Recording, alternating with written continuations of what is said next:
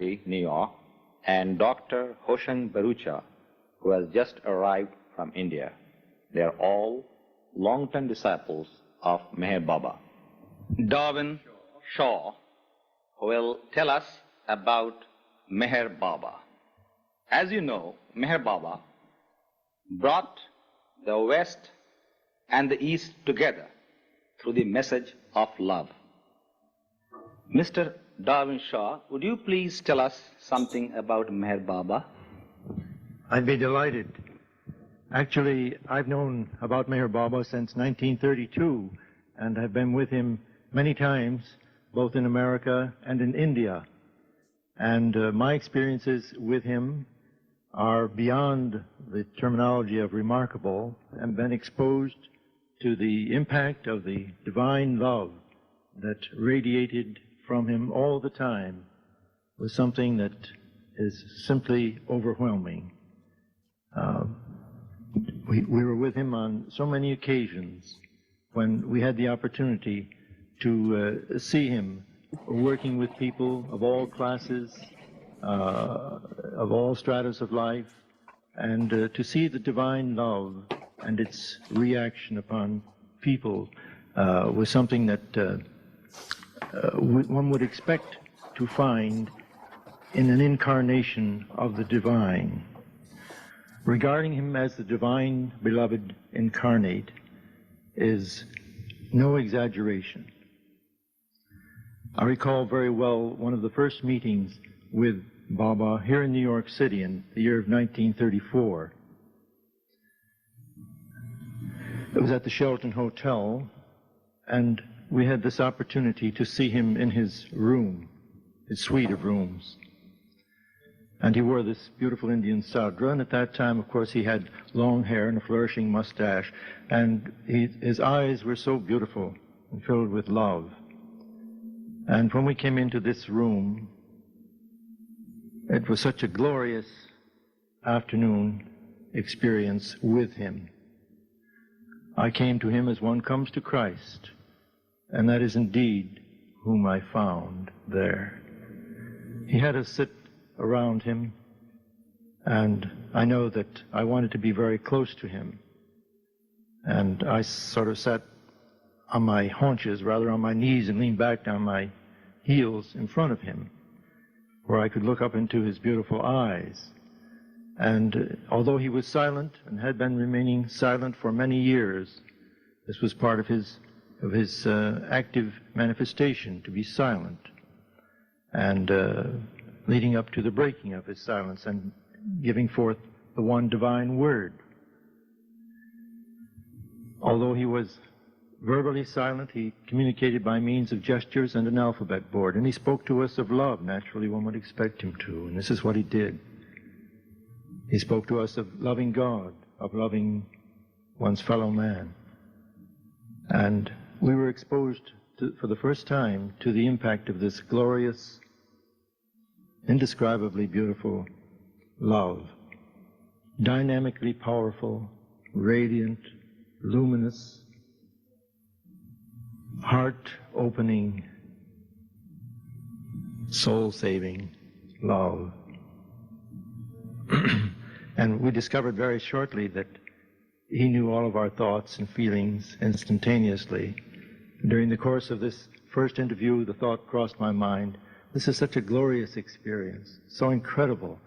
I wish I had some little thing as a memento of this wonderful occasion. And immediately Baba snapped his fingers and had his Indian secretary, Dadachandji, bring a rose. And to my delight and amazement, he took off a petal and handed to each one of us to keep as a memento for this occasion. Yes.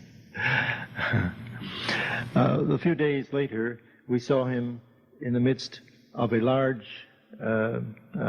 gathering when several hundred people had come to see him for short contacts. We had the opportunity to be with him or near him, to see him for maybe 2.5 or 3 hours.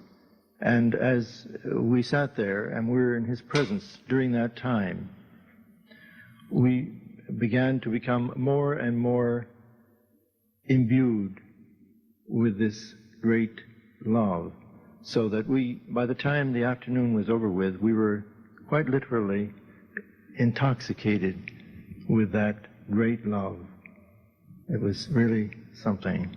And of course, in subsequent times, we saw him in 1952 here in America, and I had the very good fortune to be one of some 17 Western men who were invited to be his guests for what was later described as 3 incredible weeks in India with Meher Baba. And there, I must say that the experiences we had from day to day were so far beyond anything I could have ever imagined. Each day seemed like living, vitally alive, vibrantly alive, pages of a New Testament that were unfolding, and we were a part of this experience, this great experience.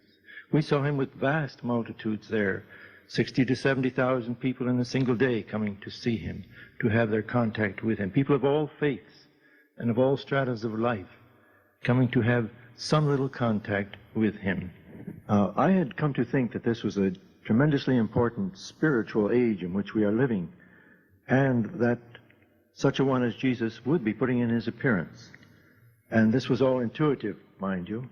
And I had come to feel that early in the 30s that I would know about it, and that somehow I would get to see him wherever he was and somehow go there. And sure enough, when I first heard about Meher Baba in 1932, and it was just... Where did you see him? I actually didn't meet him until 2 years later in New York City in 1934, but 32 was my first contact with him.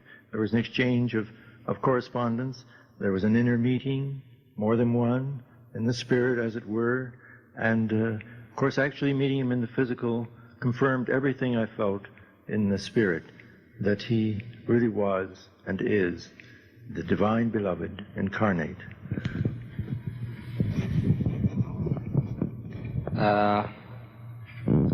What actually influenced you to see Meher Baba and to go and meet him in person? I think it's the same urge that many thousands of people are continuously having, that urge to find the true meaning of life, to find actually God himself. I know my feeling had always been, if there is a God, I must know it. I must find him. If there isn't, I don't want to be deluded. Fortunately, there is a God, and I did find him. I have also tonight a very distinguished lady, Mrs. Jeanne Shaw, who is also a disciple of Meher Baba, the compassionate father. We'd like to know something about Meher Baba from her as well. Jeanne Shaw, when were you there to see Baba? I first heard of him in 1932, but I also met him for the first time with my husband. I was just a young mother in the 20s, and I didn't know too much about the God-man, but I was raised a Christian, and I loved God very much as a child and all the way through, very devout. And the first literature we had were the discourses, and it seemed to me as if I knew the discourses already, and it all seemed so familiar. And of course, I always thought of him as Master Baba. I didn't know of him as the Avatar then. And I read so much about divine love, but it never occurred to me to question what is divine love, because it was beyond me. But when I met Baba, then I felt what divine love is. And it's, someone asked me what it was like. I said, well, I can only say you melt. You melt when you feel that flame of Baba's love. And I knew what love was of a father and a mother, and then my love for my children. And I knew I had children, and I was expecting. And then I knew what love for God was, the way I was brought up, and love of father, mother, children, husband. But when I met Baba, that was something else. It was such a indescribable, melting feeling that it was so uplifting, and it was like coming home to my real father. And then later when I saw him again in 52, that 52 stands out in my mind too, so great, because I never knew that the experience of extrasensory perception or things like that, or having to pick up thoughts, and these things were happening within me for the first time. And then I begin to know that in that love there's knowledge. You know things and you don't know, you haven't learned it, and no one has taught it to you, and you suddenly, these centers open up and you know things that you haven't been told. But and I also saw Baba's power, but with me he was always very gentle, and I always saw just a love aspect. And of course our children all became lovers of Baba. We didn't push it, and we didn't try to convert them, and they were just brought up with it naturally, and on their own they wanted to read about him, and they waited till 1952 before they met him. And so when Baba put up his hand, it meant he wanted the 5 Shahs. And so it was always the 5 Shahs, and when we talked about having meetings, he said, don't worry if there isn't anyone coming, because there's 5 gathered together in my name, there I am too. My presence is there. And so it has been that way. And even if no one came, there were always the 5 Shahs, and we had a meeting. The greatest thing I think anyone could experience is to have the physical contact with him in human form. Rarely he does take incarnation as a human being to come to our level, to give us the actual physical experience of God's personal love for the individuals in his own creation. He always told us, of course, I am not this body, and someday you will come to see me as I really am. And at the time, this seemed far beyond us, because we couldn't imagine anything more beautiful or more wonderful than he was as we saw him. But he said, in reality, this is simply a cloak I wear to come to your level. In reality, I am infinite consciousness. I am one with everyone and everything. And his whole mission was to awaken, not to teach, but to awaken, to help us to become aware of the truth which he says is latent within everyone, and to bring forth a new dispensation of divine love and truth, to reveal once again and much more extensively the possibilities of spiritual experience for people anywhere and everywhere, of any faith and of every faith, and to show them that there is this one God for all people, and that he really is the God of love, and that he really is beautiful. Would you please tell us why Baba observed silence? Yes. Starting in 1925, Meher Baba stopped speaking and started communicating by means of signs made with his hands, and eventually a little alphabet board was made up, and he would point to the letters and digits on this board to communicate, and one of his close disciples would read his writing on the board and speak it out, you see. And this, through the years, was a very enigmatic thing for him to have done. Actually, his silence, which began in 1925, continued until the end of his physical life in 1969. And he referred to this very frequently, and it was always a point of great interest that he said that from time to time that he would be breaking his silence, and that it would be a tremendously significant thing when he did break his silence, and that it would react and have its purpose throughout the world and on all planes. But most of all, I know there are differences in opinion about the true significance of this silence, and I don't think it can be boiled down to a simple conclusion, because I think there are many answers that it really was a work that functioned on many planes.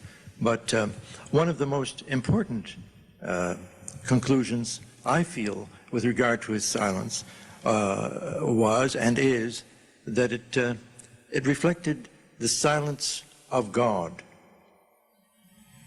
And it was actually a form of speaking.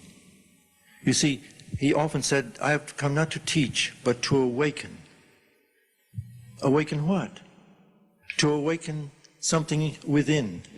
You see, the intuition, we must take a step beyond reason and begin to have intuition function, to reach with what? With the heart, with the spirit, and to have the heart awakened. Of course, this was his work, to awaken the heart so that it functioned. He could set an individual on fire with love. I know because I've had this happen on several occasions. Not just an individual, but many individuals. How far and how many at once, I have no idea.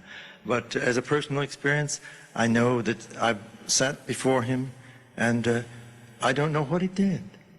But simply the radiance and the beauty of his love inspired one so much that one actually became consumed, really consumed with love.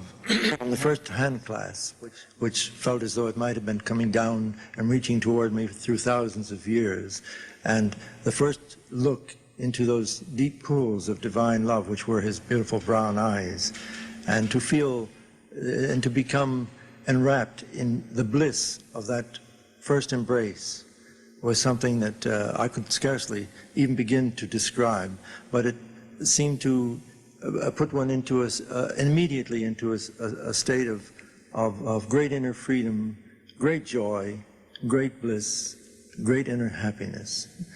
I don't mean by that we were suddenly put into the position of having these things at an abiding as an abiding experience.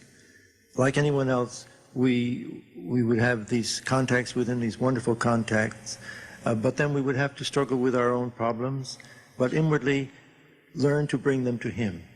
On many occasions he told us, bring everything to me, give everything to me, don't hold anything back, all of your pains and all of your pleasures, give everything to Baba, you see. And he said, don't worry, do your best, don't worry, and be happy in my love. That's a great message. Yes, you see. And this giving everything to him is giving everything to God. Giving everything, not holding anything back, you see. And we found that through the years, through thinking of him, through loving him, that little by little there were breakthroughs to new dimensions of inner freedom, inner beauty, and these have become sustained. So that through his love and through his grace, I feel that we have experienced some measure of true spiritual redemption. You see, as the Avatar, his life included much inner suffering, which he voluntarily took upon himself for humanity. He did not get involved with the karma of humanity, but through his suffering, he took upon himself the suffering of the world, which was the result of its karma. And through his vicarious suffering, humanity finds its redemption. He not only was for all humanity, but continues to be for all humanity, for those living now who think of him and inwardly reach out toward him. There is this possibility, which is very vibrantly real and alive, of not only contacting him in the personal sense, but in his infinite sense, the infinite reality. The living form, this beautiful living form of the Avatar, is the doorway to the infinite. This is why he takes incarnation, so that we will have a doorway to reach through beyond our own limited dimensions and into the reality of God himself. He said, if you love me at your level, I will take you to my level. Since Baba has dropped his body, how do you feel that he's still present or he's with you? Do you feel like that, or how do you feel about it now? Yes, this is a very important question. You know, even while he was in the physical body, beautiful and wonderful though he was in that physical body, he would often say, I am not this body. It is simply a cloak I wear in order to come to you so that you can see me. I am really infinite consciousness. And through the years with him, he taught us a deep inner confidence in our inner communication with him. We discovered that we really did have a vital and very valid inner communication with him, even though at times we were separated from him physically by many, many thousands of miles.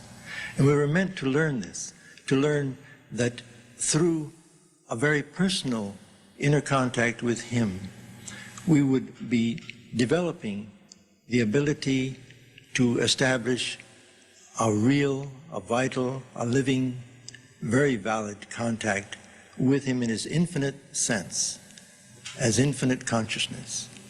But we need this doorway. We feel that, I feel that he is every bit as much alive as he ever was when in the physical body. I feel his direction and the importance of the message which he came to give, that we should strive more and more to love God, that loving God is really the sole purpose of life, to find God, to love him, and to surrender all to him, you see. Actually, he came to explain that life is truly a spiritual experience, that all, sooner or later, will be impelled to consciously seek the spiritual reality. And although there are other masters, there are perfect masters in the world at all times. For us, who have had this supremely important contact with him as the avatar, he is the avenue for us. He is the way and the goal. And this is a marvelous thing. They aren't separated from each other. He himself is the way and the goal. And it's very similar to what Jesus said. I am the way, the truth, and the life. There is no separation. Jesus said, I and the Father are one. He also said, ye are gods, if you will have it. And this is what Baba has come to reveal, that in our true nature, we are not these physical bodies, that we too, when realized, will discover that we are part of God.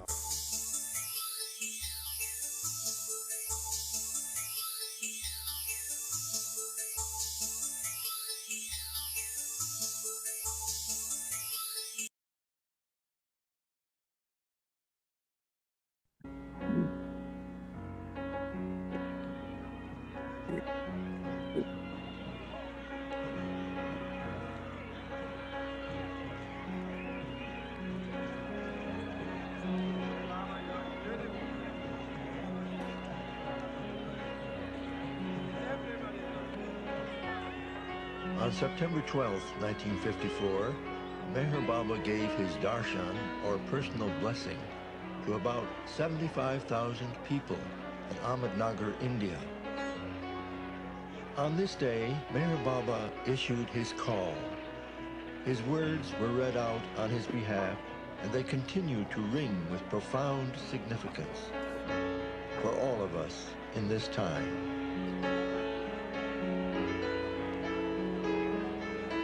I knew him and loved him as the Christ. As he arrived, he spelled out on the alphabet board, which he used to communicate verbally, not as man to man, but as God to God. I bow down to you so as to save you the trouble of bowing down to me. Again, Baba's words were read out to the people over the loudspeakers. He said, to make you all share my feeling of being one with you and one of you, I sit down beside you.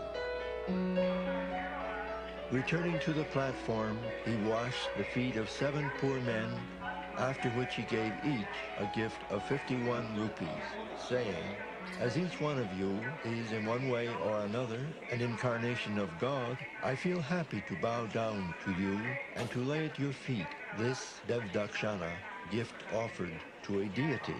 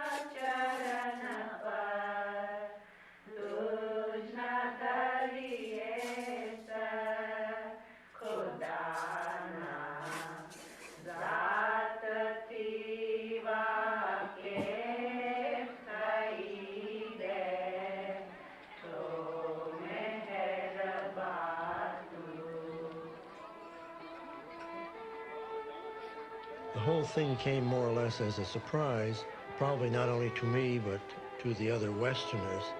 We just arrived the previous night. We had no idea what we were going to be experiencing the following day, only that we looked forward to seeing Baba, of course.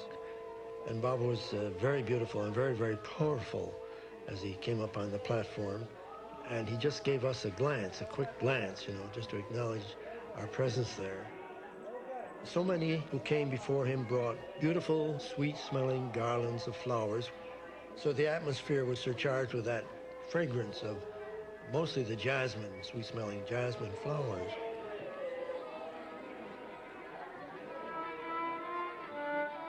These people were from all walks of life and from every religious background that you could imagine. While probably some of them really thought of him as being the avatar, maybe some thought of him as being an incarnation of Vishnu or Krishna. Many also probably thought of him as being a great saint or just a holy man whose contact they'd like to have. In my case, I had always thought of him as the Christ, and I saw him there as the Christ at work with the multitudes. And it was a day of divine love and action. As I watched, hour after hour, my great wonder deepened into amazement, and I suppose even astonishment. I realized that something far more significant than was visible on the surface was actually taking place there. I was impelled to try to fathom that significance. I have come to the conclusion within my own mind that Baba was not only working with the thousands that were there at that time, but that he was doing a universal work. I felt that his love was going out throughout the whole universe, that he was doing a universal work there at that time. Following some speeches, the darshan program began, and this amounted to Baba really going to work. He took off his coat and rolled up his sleeves. There were so many that in order for them all to have a contact, they had to move very rapidly. To each one, Baba would give a handful of sweetmeats, but more than that, he gave each one a personal contact. It was a love exchange, a love gift really from him. Of course, the significance was divine love. And I've always felt, since being with Baba, that divine love is total significance.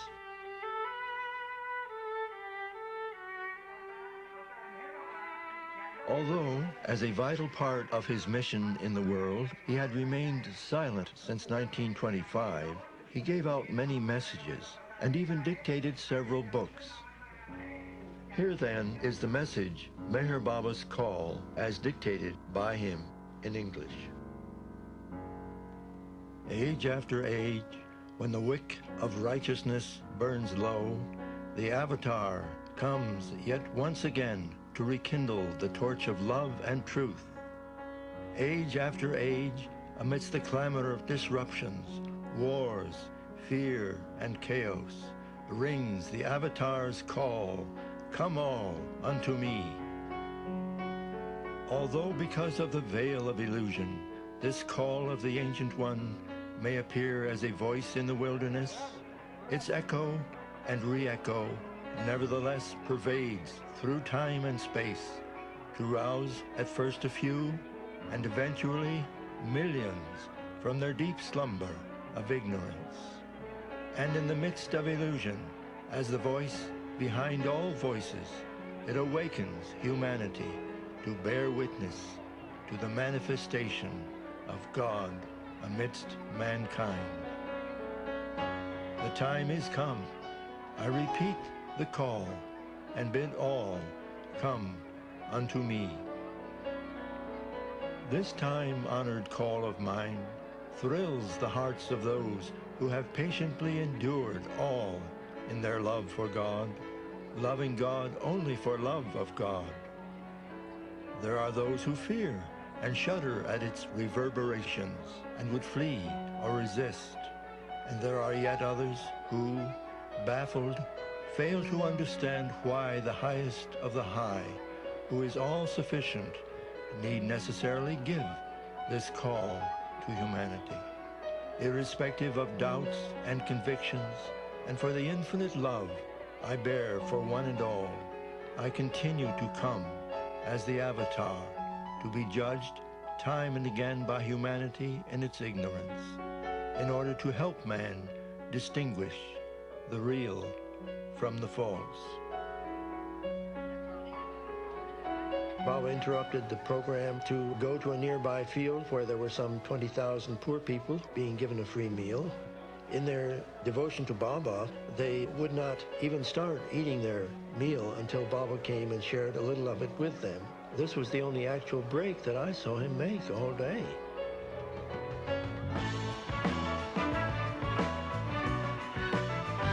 One loses oneself in an experience like that. Just become lost in it.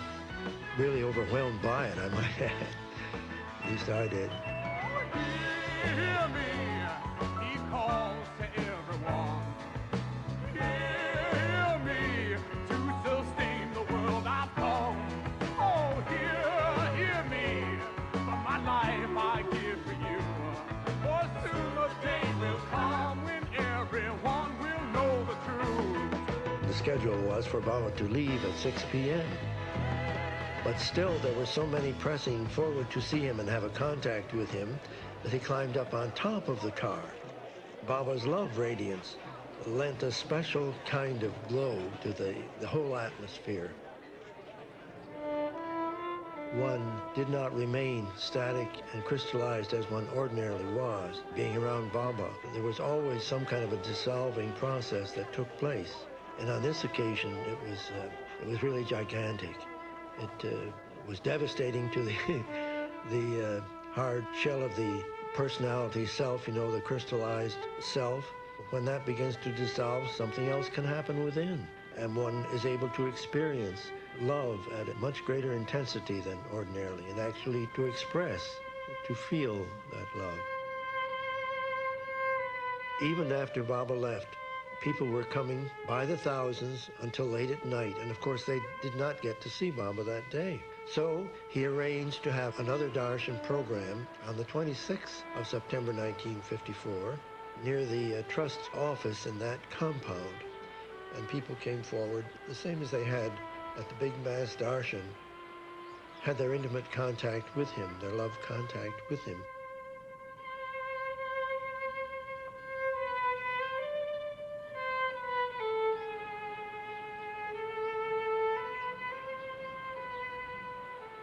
From a Western point of view, their devotional way of expressing themselves was much more impressive than in the West. You'd think people would come forward and shake hands, but in India they want to come forward and put their head at the master's feet, kiss his feet, do things like that, you know. The sense of appreciation seemed much more intense.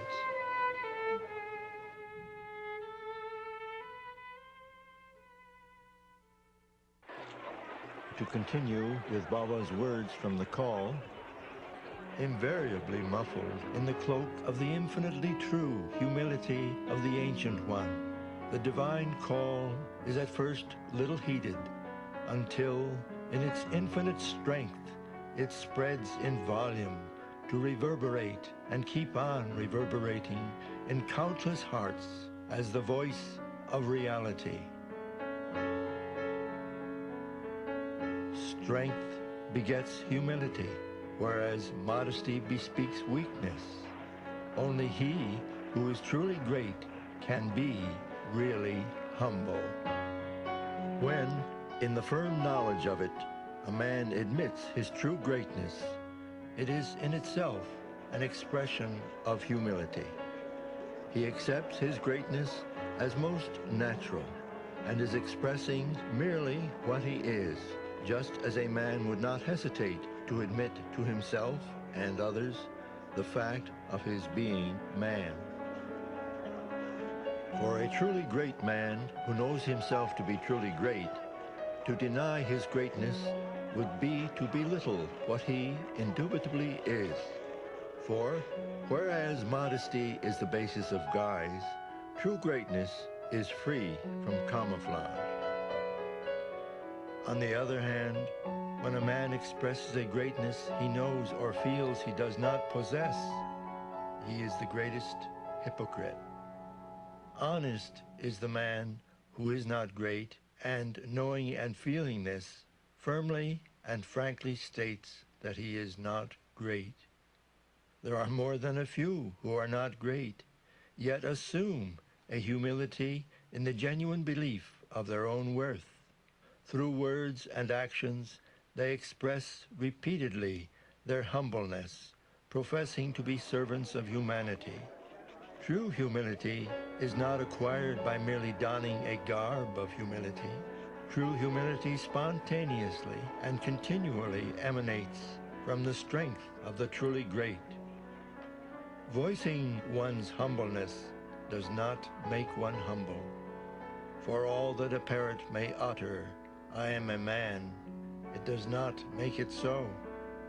Better the absence of greatness than the establishing of a false greatness by assumed humility. Not only do these efforts at humility on man's part not express strength, they are, on the contrary, expressions of modesty born of weakness, which springs from a lack of knowledge of the truth of reality. Beware of modesty. Modesty, under the cloak of humility, invariably leads one into the clutches of self-deception. Modesty breeds egoism, and man eventually succumbs to pride through assumed humility. The greatest greatness and the greatest humility go hand in hand, naturally and without effort. When the greatest of all says, "I am the greatest," it is but a spontaneous expression of an infallible truth. The strength of his greatness lies not in raising the dead, but in his great humiliation when he allows himself to be ridiculed, persecuted, and crucified at the hands of those who are weak in flesh and spirit.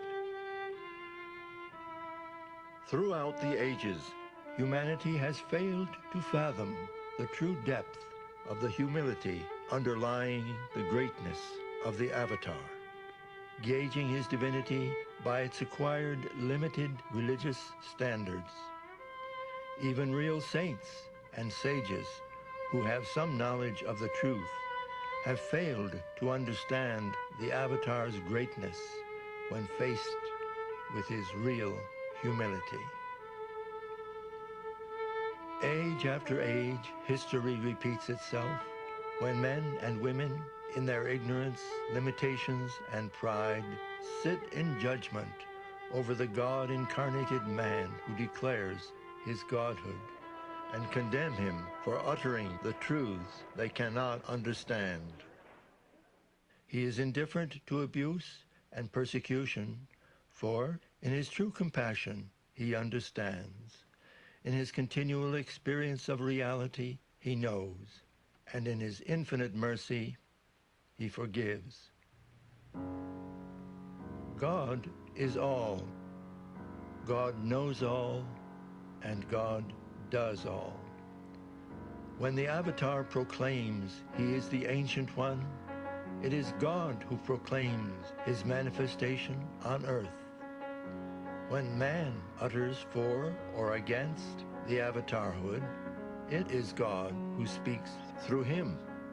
It is God alone who declares himself through the Avatar and mankind.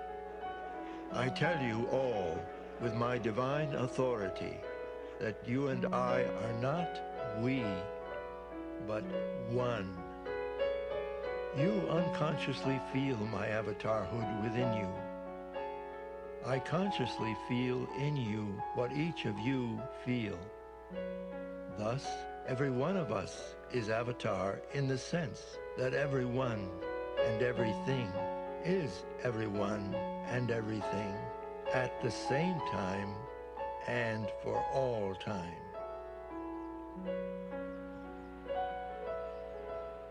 The Big Mass Darshan program was really only the beginning of what was later described as 3 incredible weeks with Meher Baba.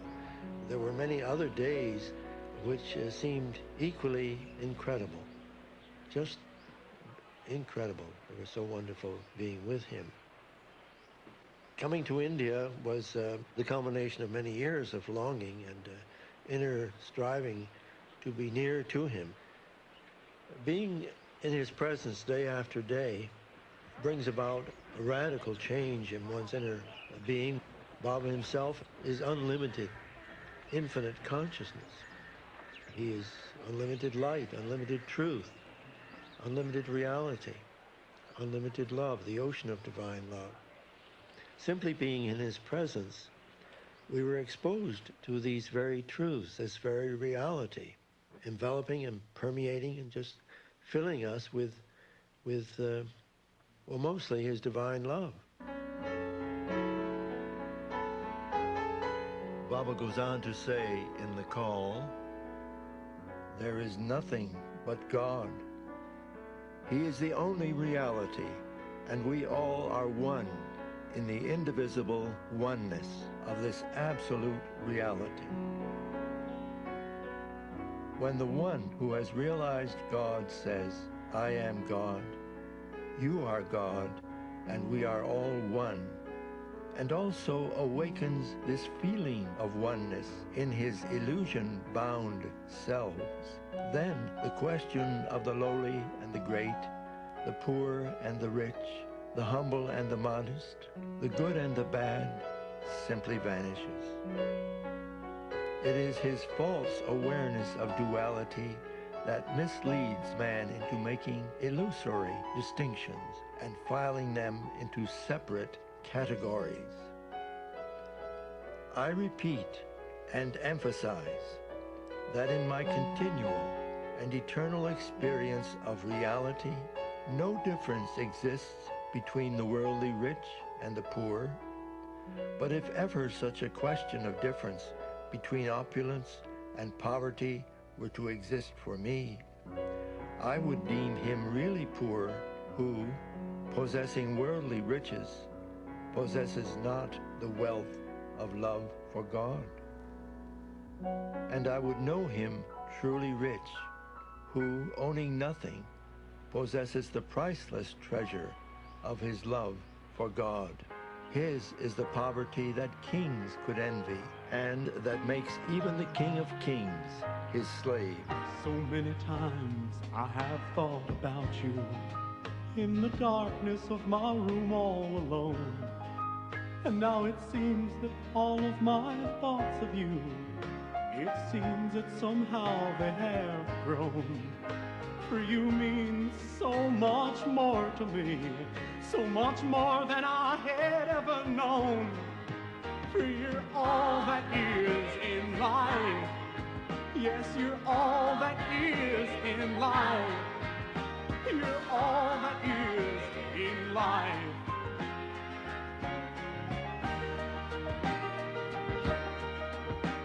Your spirit, it lies inside of me, and it runs through the blood in my veins.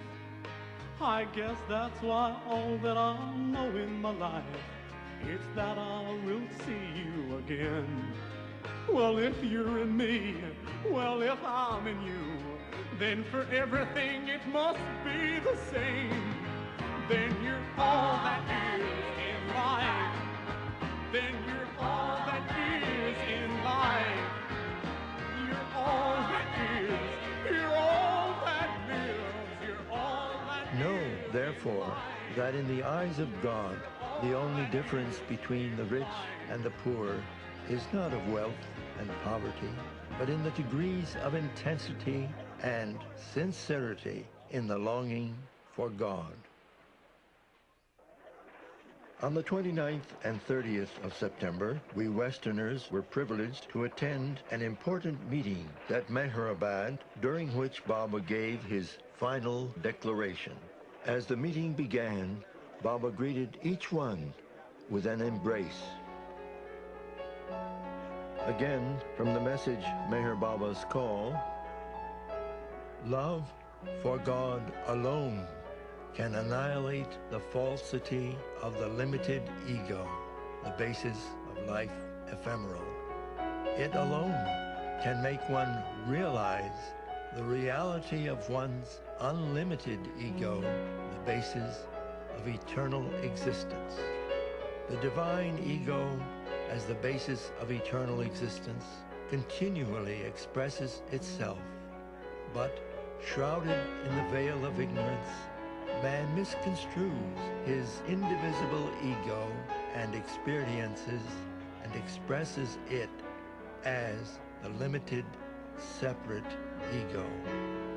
Pay heed when I say with my divine authority that the oneness of reality is so uncompromisingly unlimited and all-pervading that not only we are one, but even this collective term of we has no place in the infinite, indivisible oneness.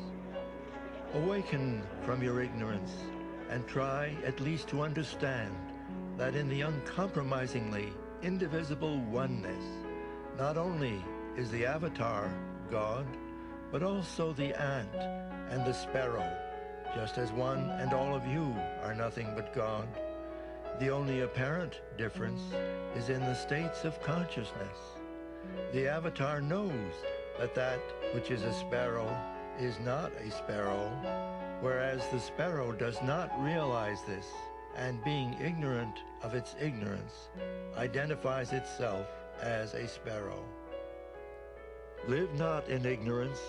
Do not waste your precious lifespan in differentiating and judging your fellow men, but learn to long for the love of God.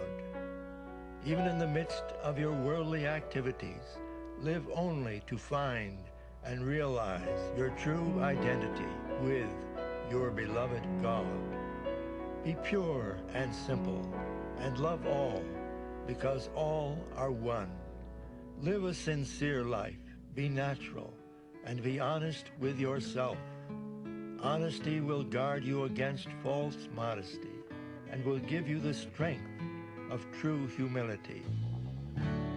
We have waited all our lifetime for the truest of our friends, for the truest of our lovers, one who will love us to the end. Now at last it seems we've found you. Before us all you'll stand, as we bring ourselves around you. We all reach out for the hand of someone like you. We always knew someone like you we've all been waiting for. Forever since you come to everyone, now we all will wait no more. Spare no pains to help others. Seek no other reward than the gift of divine love.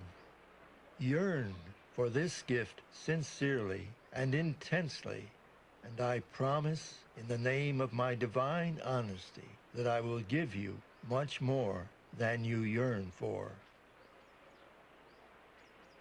Over the years, Meher Baba's close companion, Erich Jesawala, was the one who most often spoke out Baba's words at public gatherings. Unity in the midst of diversity can be made to be felt only by touching the very core of the heart. That is the work for which I have come.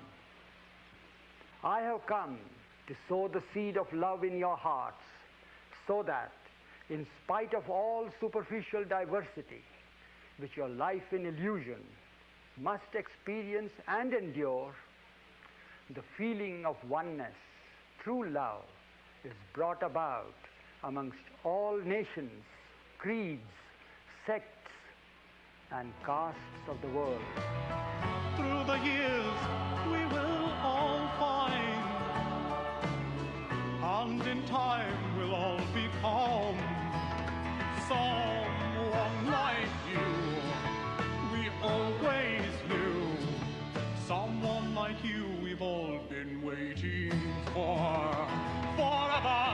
since you've come.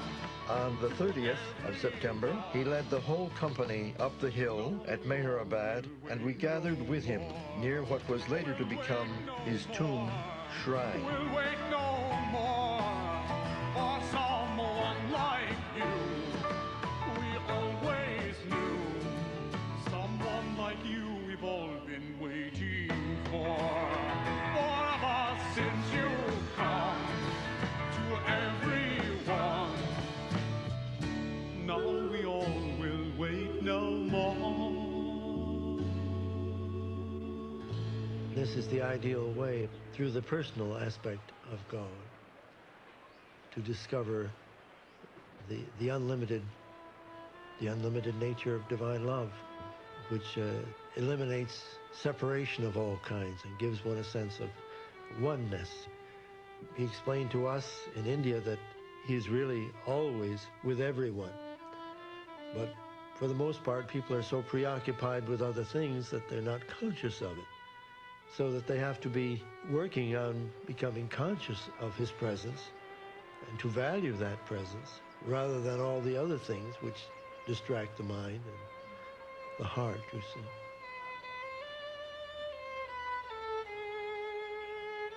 Miss Kitty Davy met Meher Baba in London in 1931. He stayed in her family's house on his first visit to the West. These words from Baba were also read out during that incredible mass darshan program. To love God in the most practical way is to love our fellow beings. If we feel for others in the same way as we feel for our own dear ones, we love God. If instead of seeing faults in others, we look within ourselves, we are loving God. If instead of robbing others to help ourselves, we rob ourselves to help others, we are loving God. If we suffer in the suffering of others and feel happy in the happiness of others, we are loving God. If instead of worrying over our own misfortunes, we think of ourselves more fortunate than many, many others, we are loving God. If we endure our lot with patience and contentment, accepting it as His will, we are loving God. If we understand and feel that the greatest act of devotion and worship to God is not to hurt or harm any of His beings, we are loving God. To love God as He ought to be loved, we must live for God and die for God, knowing that the goal of life is to love God and find Him as our own self. Hamari nav bharadariye tarave lo hame tariye hamara na khuda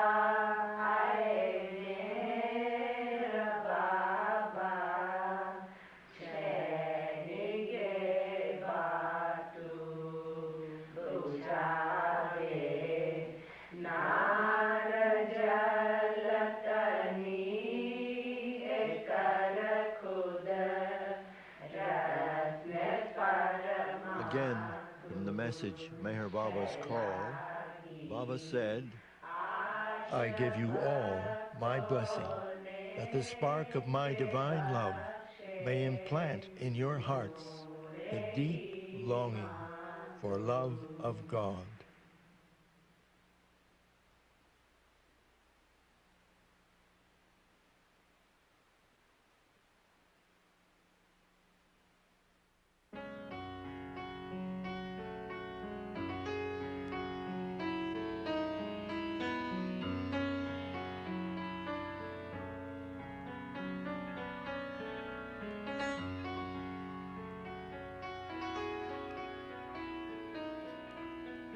Excellent poem.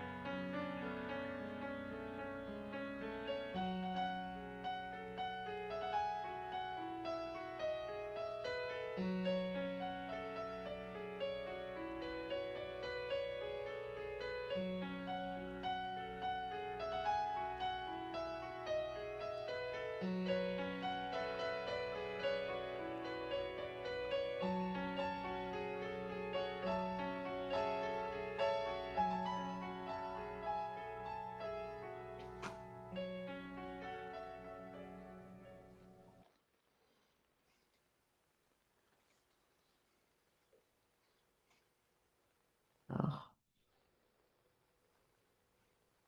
Well. Great film. Does anybody have anything to say? And magnificent. Wonderful. Boy, what a wonderful film, huh? Yeah, beautiful. Mm. Yeah. Chris Rieger made coordinated some great films, but that was right up top. Mhm.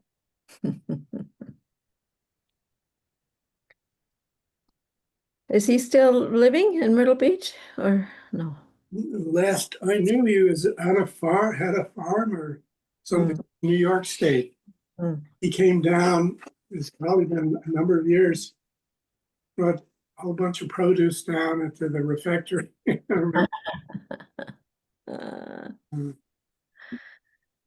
Well, seems like we shared all our stories yesterday. Maybe we. Well, I can share a little bit. I first saw the first film Let's see. days ago, and I was so touched by it, you know, and it just really, I've never met David. I never met Shaw, but you know, his sincerity and his love is so true, you know, and so I said I'll watch it again. So I'm here. I am watching it again. I watched it every day. I think in 2021, I watched it every day for 3 incredible weeks. Wow. I was all alone in my apartment, and I thought, wow, I mean, it was a real high. Everything's so perfect about it. I mean, it's like the music, they have that Western quality, Gary Edelman, and oh my God, it's just. Are you talking about the second film, not the first film? You're talking about the second film, right? Second, today's film, yeah. Baba's Call. Yeah, this is. Oh yeah, Baba's Call. Okay. Yeah. Well, no, the first film is what I was talking about. Yeah, Yeah. I had not seen that before. That was. I'm going to watch it again for sure. Yeah. What is it called? Nothing Fades. Nothing Fades. That interview. Oh, well, that's great. What's it called? Nothing Fades. That was what we saw yesterday. Nothing Fades. Oh, what was the interview today? It's at 1973 Meher Baba House interview with at Darwin at Meher Baba House, 1973. You know, there's that beautiful new colorized film of Bob Fredericks. What is? I think it's called Three Incredible Weeks. Wow. That's a new one. It's newly colorized, and it's gorgeous. It's a beautiful film. Yesterday's film was Nothing Fades. That's right. Mm-hmm. And the second film today, the title of that? 1973 interview. The second. Oh, Mayor Baba's Call. Right. Right. Okay, gotcha. Mm-hmm. Yeah, that's a classic. That It's just, it brings you there. It does. It does. I think I'm gonna stop recording now. Are we? Do you have anything profound to say? Yeah. Well, I'm just glad that that video production was created during this avataric period. Yeah. Yeah. So great. You know, I mean, that was. Oh yeah. That's that's the peak of this. Well, it's insanity now, but we did it. You see the avatar. No one has to tell you how he walked, looked, gestured. No. It's like avoid the middleman. That's the whole point of it. Deal directly with God. What were you saying, Jonathan? You're going to say something? A couple of things that came to mind from when Darwin's health was declining, and he a number of us started helping. Summer Turner was looking after him, so there was a team of all, and we do overnight duty as well, and that was primarily what I would do on several nights. And one night, this is the sensitivity and humility of Darwin. It got to the point where we actually would stay in his bedroom, the caretaker, the overnight person. So I was sleeping on the floor, and we had turned the lights out, and in maybe 10, 15, 20 minutes, Darwin said, "Are my thoughts disturbing you?" Words to that effect. But rather, I realized that I don't know what I was thinking about, but I think that, I mean, and, another thing was when the day that, it might have been the day before, maybe it was the day before, they came to move Darwin from Myrtle Beach to Asheville, where he was going to be in hospice. Some people asked Darwin of the group of caretakers, do you want to go to the center? Well, Darwin really was not interested in going to the center. You know, he always felt, I mean, whether it was the twins or whatever, when they came into Myrtle Beach, that they just felt the connection. But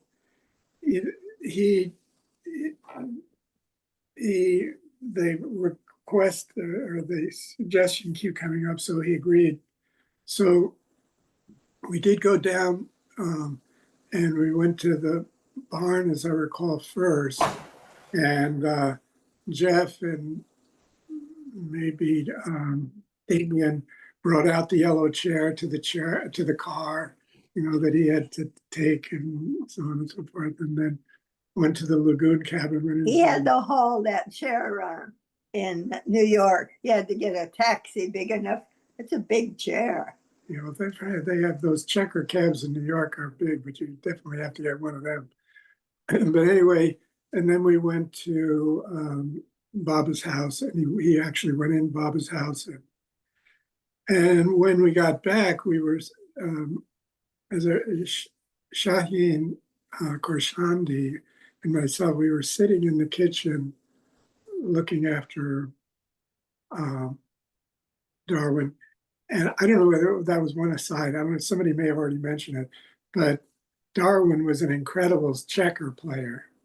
He was almost undefeated, I think. But that was one thing he liked to do entertainment-wise. And the other thing was those Rick Steves travel videos. So many of those we watched. He loved to watch those. And but anyway, we were sitting there that morning, and he just said, and again, I can't exactly that, but it was clearly that he felt his work was done. He said that, and the other thing was the day that he passed, I'll never forget. I looked at, it was raining in Myrtle Beach, and I looked at the radar, and it was raining. It was green, various colors of yellow, red, and whatnot, all the way from Florida to New England. Oh, wow. I don't think I've ever noticed that other than on that day. And I remember that day, I remember coming out, and it was a real dark cloud over, but on top of it was like golden light, sunlight. And I thought, wow, it's very Darwin. So number one, you're saying it wasn't so important as if for him, he was in Myrtle Beach, right, in his home, but he didn't feel he had to go into the center. Is that what you're trying to say? Yeah, you know, I certainly can't say what was in his mind, you know, whether he was feeling, you know, not up to it or whatever. I don't know what it was, other than he felt very, in the year or so, he would come every once in a while, and for a while, he was doing the discourses, which were always well attended when Darwin was doing it. Because and sometimes he would come in the refectory and talk impromptu, but that became less and less. And he lived all the way up in Little River, in the far end of Little River, actually. And he felt, moving from Schenectady to Myrtle Beach, and then he felt like he felt Baba's presence here. Now, of course, but ultimately, and I think that was what he was pointing to, and even in his talk, that Baba's home is in our heart, and that is that's what you just felt radiate from Darwin, and so I don't know whether it was because of his health feeling or what, but he needed to be convinced to go. He was with Baba. He was always with Baba. Yeah. Wow. And why was the decision made to go to Asheville? What was in Asheville that? Well, I don't know. I can't really speak to that. Of course, Leatrice and her family was there. Oh, okay. That makes. Yeah. It was. He was to be with family,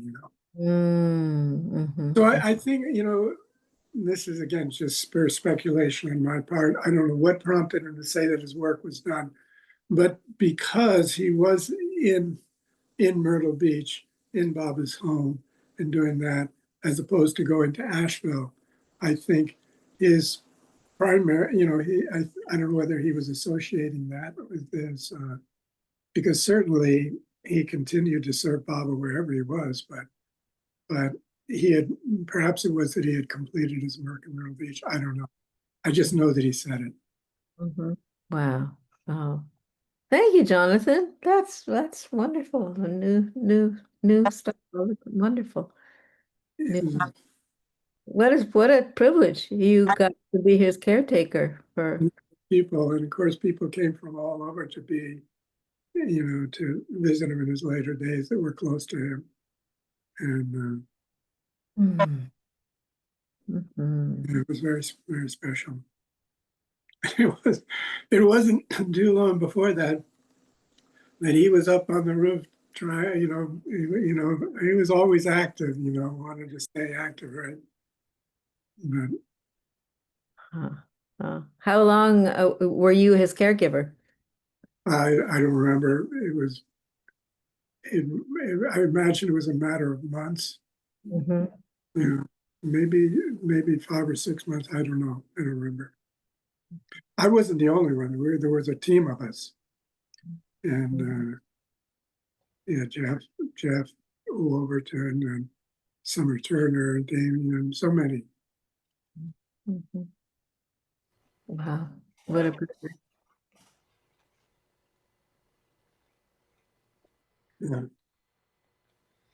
yeah.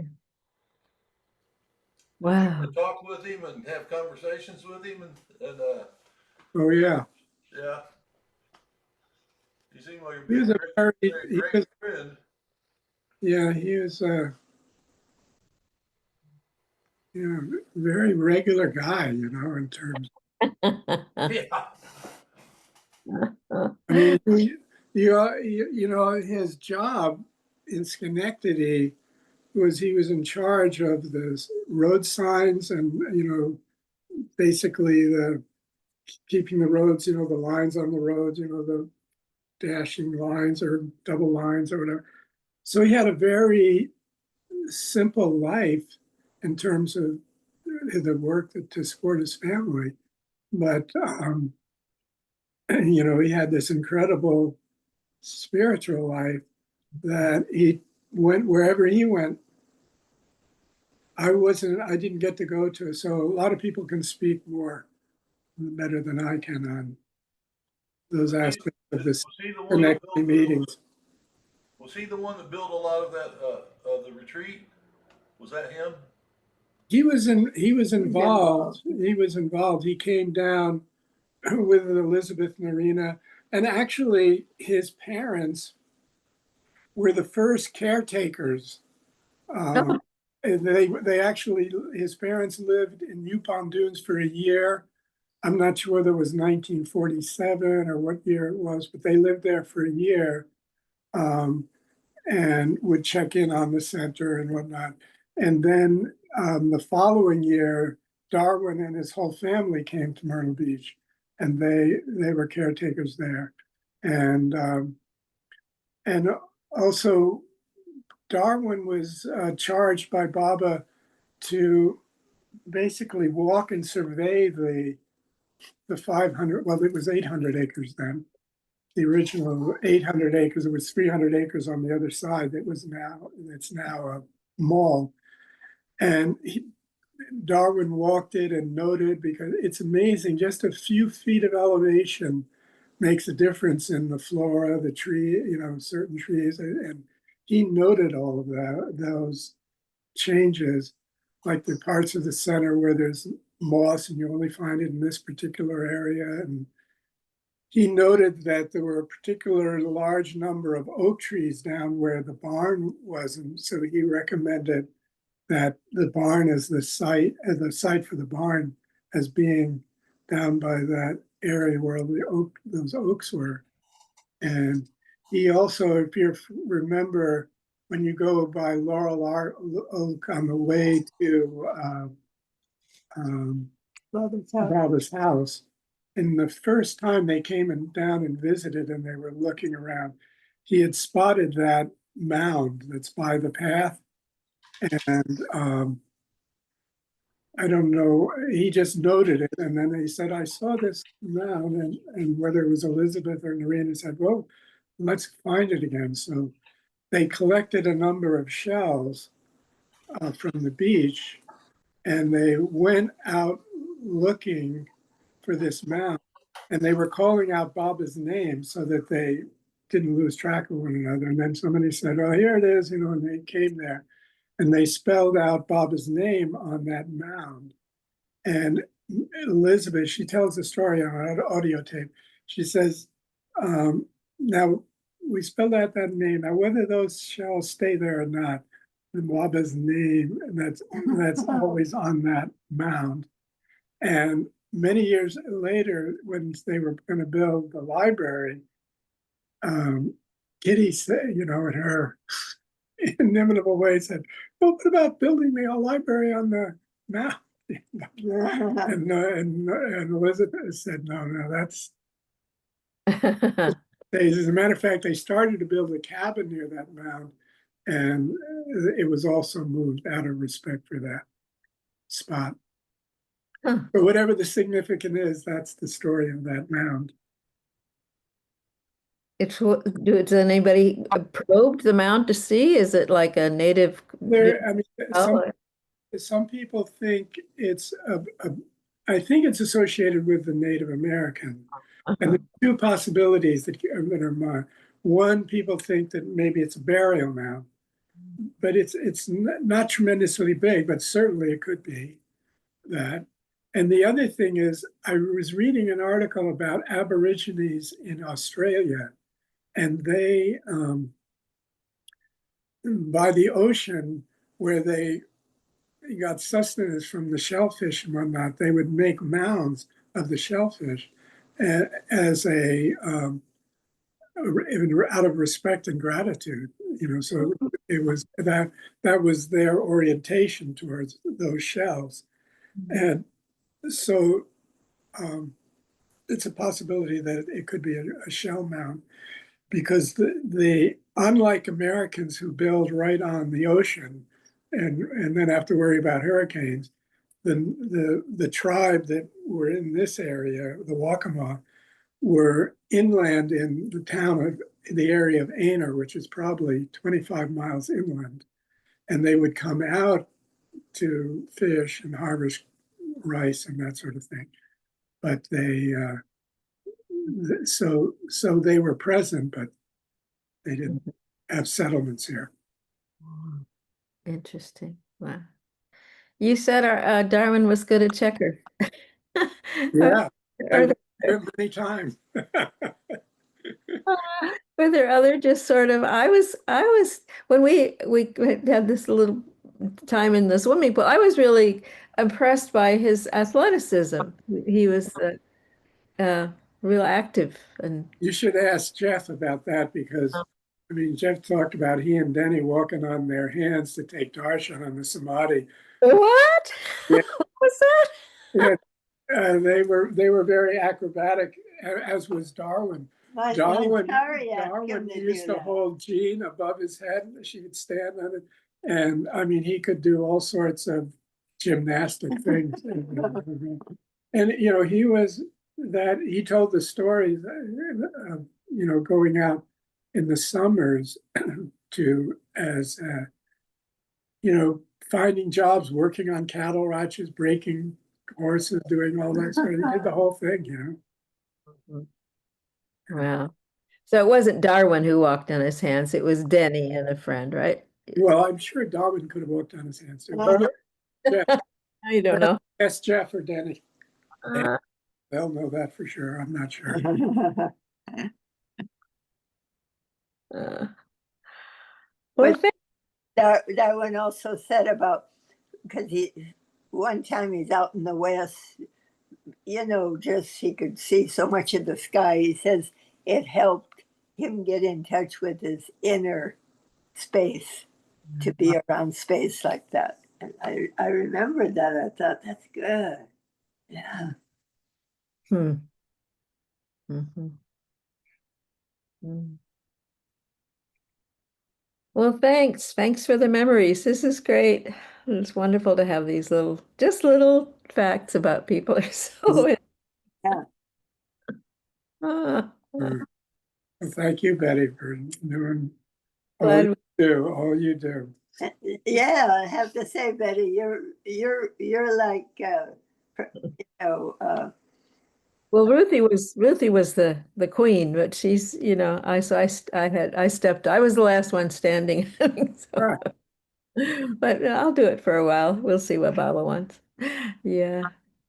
Yeah. she did step down. Huh? Yeah. She needed to step back for a bit. Yeah. Yeah. All right. Hey, Jai Baba. Jai Baba. Avatar Baba Ki Jai. Baba Avatar Ki Jai. Avatar Baba Ki Jai.